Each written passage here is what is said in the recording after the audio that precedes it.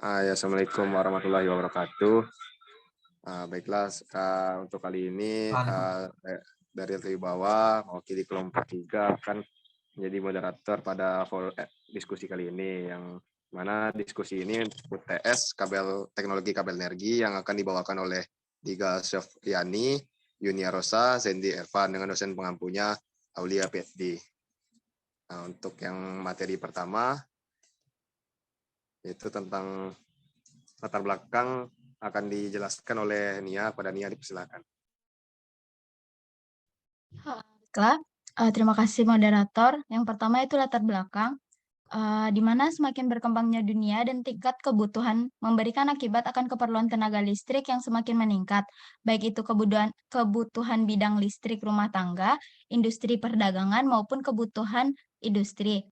Bahkan bisa dipastikan bahwa energi listrik tidak dapat dipisahkan dari kehidupan masyarakat masa kini. Dalam jaringan tenaga listrik terdapat berbagai jenis yang digunakan berbeda dalam konstruksinya maupun desain. Konstruksi kabel dibuat sedemikian rupa agar dalam pengoperasiannya diperoleh keamanan dan keandalan yang tinggi. Pada dasarnya, bagian utama dari kabel terdiri dari penghantar dan isolasi. Penghantar sebagai media penyaluran tenaga listrik dan isolasi untuk memisahkan penghantar yang bertegangan dengan sekelilingnya.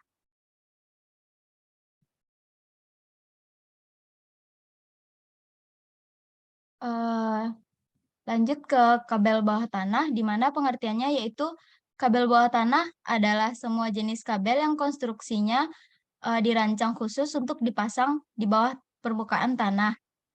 Jaringan distribusi bawah tanah telah banyak digunakan terutama untuk daerah perkotaan.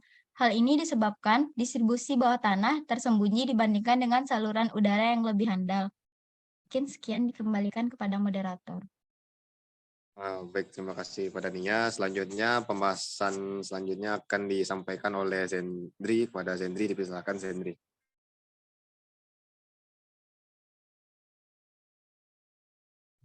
Baik, terima kasih moderator. Selanjutnya merupakan faktor-faktor utama yang mempengaruhi daya jaringan bawah tanah, yakni ada pengembangan seperti pada jalan-jalan, jalan raya, trotoar, dan saluran air. Selanjutnya ada kondisi tanah. Kondisi tanah seperti pada bebatuan dan material yang bersifat keras akan memakan waktu dan biaya untuk pengerjaan dan pemasangan kabel. Selanjutnya perkotaan, pinggiran kota, dan pedesaan. Mungkin untuk konstruksi pemasangan kabel bawah tanah di perkotaan mungkin agak lebih sulit dikarenakan adanya bangunan-bangunan beton dan juga lalu lintas. Selanjutnya ada pipa kabel. Yakni saluran yang dilapisi beton jauh lebih mahal dibandingkan dengan apa yang ditanam langsung, sehingga akan menyulitkan itu maksudnya adalah pipa kabel. Selanjutnya ada bahan dan ukuran kabel. Pada kabel bawah tanah biaya kabel tersebut relatif lebih rendah dibandingkan biaya lain pada jaringan bawah tanah.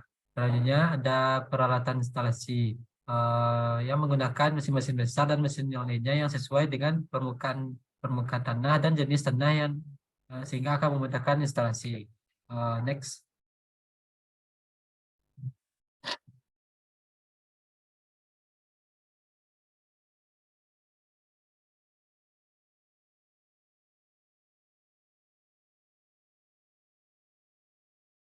Baik, untuk selanjutnya ada konstruksi saluran bawah tanah.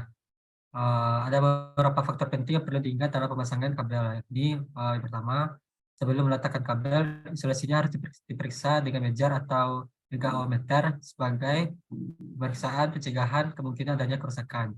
Selanjutnya, penggulungan kabel harus diputar searah dengan tanda panah yang ada padanya. Selanjutnya, ada kabel yang harus diambil dari bagian puncak penggulungan dengan tanjakan penyangga. Jika perlu, penggulungan direm guna untuk menghindari putaran terlalu cepat. Lalu, jika perlu dipindahkan, penggulungan kabel harus dipindahkan dengan roda-roda kabel.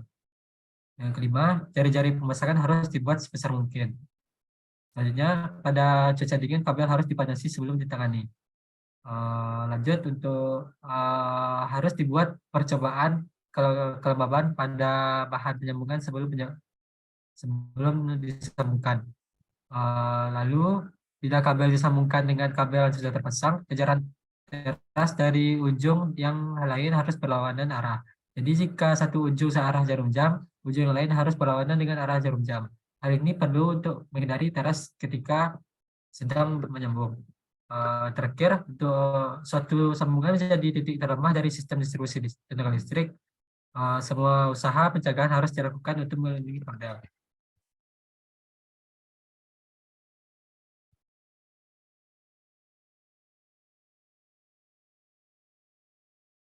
Mungkin sekian, mungkin dikembalikan kepada moderator. Baik, terima kasih pada Zenzi. Untuk pembahasan selanjutnya akan disampaikan oleh Diga. Pada Diga dipersilahkan. Baiklah, selanjutnya untuk jenis-jenis kabel bawah tanah. Nah, menurut jumlah dan susunan hantarannya, kabel bawah tanah itu terdiri dari kabel hantaran tunggal, itu single core cable, itu kabel 3 hantaran, kabel sektoral, dan kabel dengan netral konsentris. Lalu jenis kabel yang sering digunakan pada sistem saluran distribusi yaitu pada tegangan kerja 6 kV sampai 30 kV, dan saluran subtransmisi pada tegangan kerja 30 kV sampai 220 kV adalah yang pertama ada kabel ikat, yang kedua kabel H, yang ketiga kabel isolasi sintesis, yang keempat kabel isolasi minyak, yang kelima kabel SL, dan yang keenam kabel HSL. Next. Lalu untuk perbandingan antara saluran bawah tanah dengan saluran udara, yang pertama untuk saluran bawah tanah, merupakan saluran distribusi yang menyalurkan energi listrik melalui kabel yang ditanam di dalam tanah. Nah, kategori saluran distribusi seperti ini adalah yang favorit untuk pemasangan di daerah kota, karena berada di dalam tanah, maka tidak mengganggu keindahan kota dan juga tidak mudah terjadi gangguan akibat kondisi cuaca ataupun kondisi alam. Next. Untuk keuntungan pemakaian kabel bawah tanah, yang pertama, tidak terpengaruh oleh cuaca buruk, bahaya petir, badai, dan tertimpa pohon. Yang kedua, tidak mengganggu pandangan bila ada bangunan yang tinggi. Yang ketiga, dari segi keindahan, maka saluran bawah tanah lebih sempurna daripada dibandingkan saluran udara. Yang keempat, mempunyai batas umur pakai 2 kali lipat dari kabel saluran udara. Yang kelima, ongkos pemeliharaan lebih murah karena tidak perlu ada pengecatan. Yang keenam, tegangan dropnya lebih rendah karena masalah induktansi bisa diabaikan. Yang ketujuh, tidak ada gangguan akibat sembaran petir, angin, ataupun topan badai.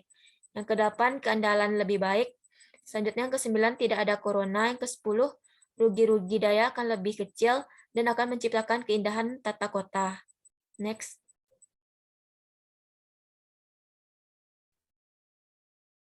Sedangkan untuk kerugian pemakaian kabel bawah tanah, yang pertama itu harganya lebih relatif mahal dan gangguan yang terjadi itu bersifat permanen. Itu tidak fleksibel terhadap perubahan jaringan, waktu dan biaya untuk menanggulanginya bila terjadi gangguan akan lebih lama dan lebih mahal. Biaya investasi pembangunan juga lebih mahal dibandingkan dengan saluran udara. Dan saat terjadi gangguan hubungan singkat, maka usaha untuk mencari titik gangguan itu akan sulit dan perlu pertimbangan-pertimbangan teknis yang lebih mendalam di dalam perencanaan, khususnya untuk kondisi tanah yang dilalui. Next.